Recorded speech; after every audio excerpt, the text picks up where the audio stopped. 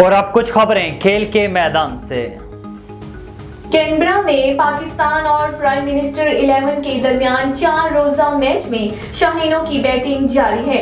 Canberra کے مانوکا Oval ground میں کھیلے جا رہے ہیں میچ میں قومی کپتان شان مسعود نے ٹاس جیت کر پہلے بیٹنگ کا فیصلہ کیا۔ پاکستان کی جانب سے عبداللہ شفیق اور امام الحق نے اننگز کا آغاز کیا، لیکن امام الحق 9 رنز بنا کر بکھنگم کی گیند پر وکٹوں کے پیچھے کیچ آؤٹ ہو گئے۔ عبداللہ شفیق 38 رنز بنا کر سٹیکیٹی کا شکار بنے، جبکہ بابر اعظم بھی 40 رنز بنا کر بکھنگم کا شکار بنے۔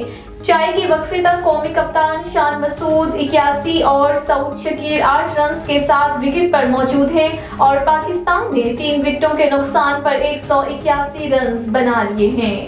پرائم منسٹر 11 کے خلاف 4 روزہ میچ میں پاکستان کرکٹ ٹیم کے پلینگ 11 میں 7 بیٹرز شامل کرنے کا امکان ہے۔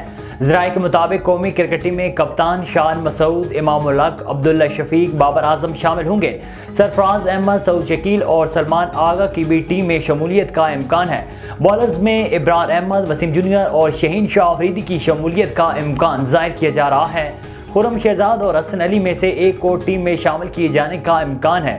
پاکستان اور پرائم منسٹر 11 کے درمیان 4 روزہ میچ کل سے کینبرا میں کھیلا جائے گا، جس کے بعد پاکستان کرکٹ ٹیم آسٹریلیا کے خلاف 14 دسمبر سے ٹیسٹ سیریز کھیلے گی۔ خیبر پختونخوا کی نگران حکومت نے اسکواش کے سابق عالمی چیمپئن جان شیر خان اور ان کی اہلیہ کے علاج کے لیے ماہانہ 1 لاکھ روپے امداد کا اعلان کر دیا۔ نگران حکومت کا کہنا ہے کہ جان شیر خان اور ان کی اہلیہ کے علاج کے لیے تاحیات امداد جاری رکھی جائے گی۔ اسکواش کے سابق عالمی چیمپئن کے لیے امداد کی منظوری کابینہ کے اجلاس میں دی جائے گی۔ واضح رہے کہ 8 مرتبہ کے عالمی چیمپئن اور 6 مرتبہ برٹش اوپن اسکواش چیمپئن شپ جیتنے والے جان شیر خان پراسرار اور نایاب بیماری پارکنسن کا شکار ہیں، جس کا پاکستان میں فی الحال علاج ممکن نہیں۔